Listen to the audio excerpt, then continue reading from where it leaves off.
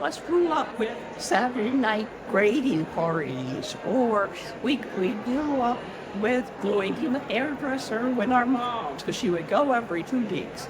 And we also heard all those messages about good and bad hairs, which we call texturism nowadays. But it speaks to how important hair is in the Black community.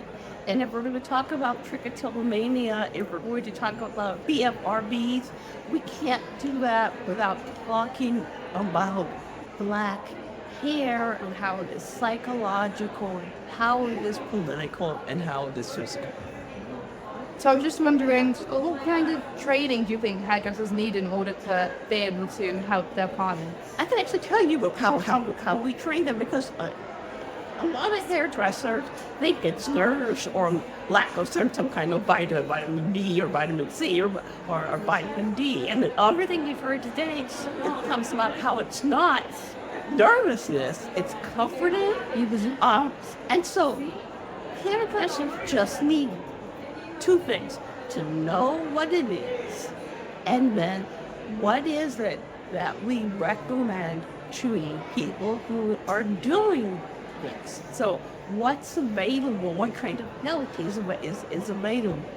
But many hairdressers that we interviewed, they knew it when they saw it, and they described it to a T. DSM couldn't have done that within the hairdressers. Yes.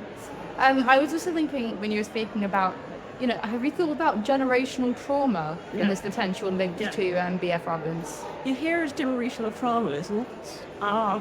That these messages that get passed down from generation to generation to generation. You want your hair to be long, you want it to be relaxed.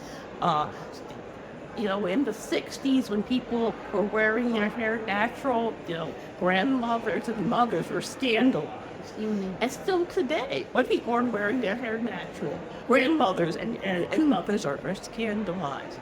And that's just because, I guess, in one ways, colonization or the messages that we receive from the people in power. And the more you approximate that, the better off you are alleged to be. So what are your thoughts then on kind of bringing more like activism and potential, anti-racism training towards services, medical professionals? I am a big believer in that.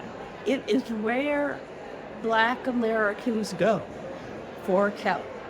The hairdressers, the barbers, the cosmetologists are not recommending, go see the dermatologist. Yeah. They're recommending, we got stuff we can do to help you. And not only can we do that, but it has a name, and there are people out there who can help you reduce this behavior.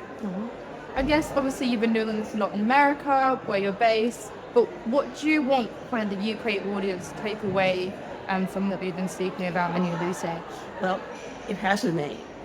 It is called Trichotillomania.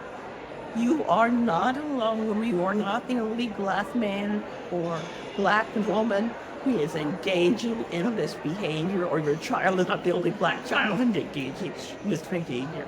And help is available. You can reclaim your life.